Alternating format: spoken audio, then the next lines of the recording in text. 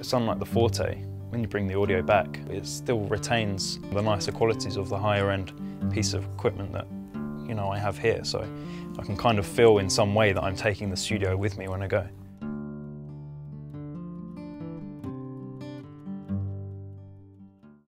It's day 2 of Messe. We're on the SPL booth with BJ, who's going to show us this new interface. It's called the Crimson, and there's a lot more to it that meets the eye, not least that it also incorporates a monitor controller. So please tell me, what's the design ethos behind this thing? Well, the design, well, first of all, this is the first stint into the digital domain. This is the first converter that we're making. It took us years to basically get geared up for it because there's a lot of research involved. Where are the best converters? What's the best way to do it? Because everybody expects from SPL that it's the best, that it's top-notch quality, and we don't want to put something on the market that is not top-notch. So we put a lot of thought into this. Basically, it's got 4 inputs and 4 outputs.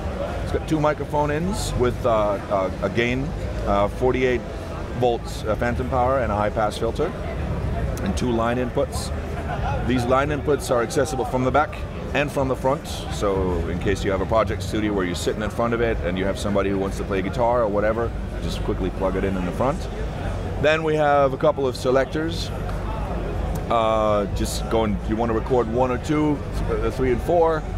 The returns, you can bring 4 return channels into it, so for 2 mixes, for example.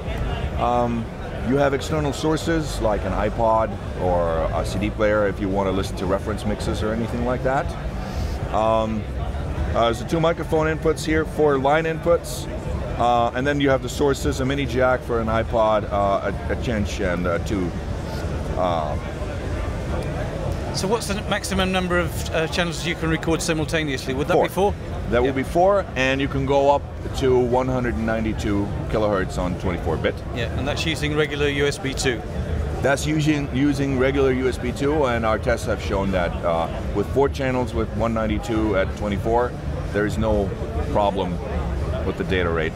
Then you have the main monitor out, and a second monitor out with 2 jacks and a trim function, so that if you have 2 monitor pairs from different companies that have a different level, you can adjust them so that when you switch, you don't get blown away. And then, of course, very important for every interface is the MIDI, and a SPDIF, and then, of course, the USB. And you have the power. Headphone outputs on the front somewhere?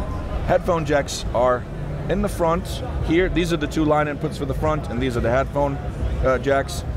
You've got separate level control for the 2 headphone jacks, so if you want to listen louder and I want to listen quiet, we can totally do that. Yeah.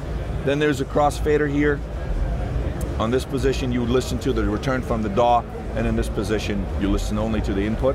So in the middle you have a mix, and it's latency free. Okay. Which is a good functionality. And then of course you have the main monitor level control. And it makes a lot of sense to combine the monitor control with the interface, because it's only one thing on your desk then. Absolutely, there's only one thing.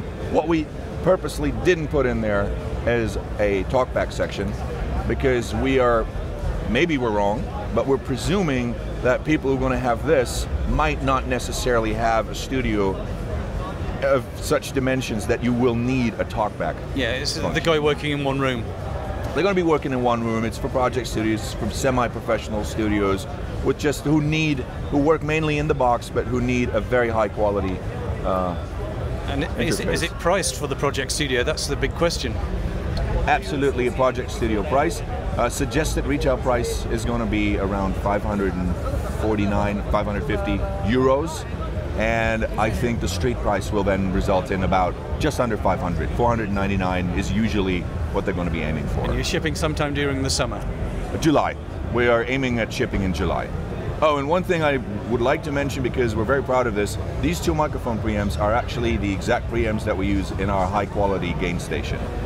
Well, that's nice. So you can't go wrong with that. Thanks very much indeed. Thank you for coming.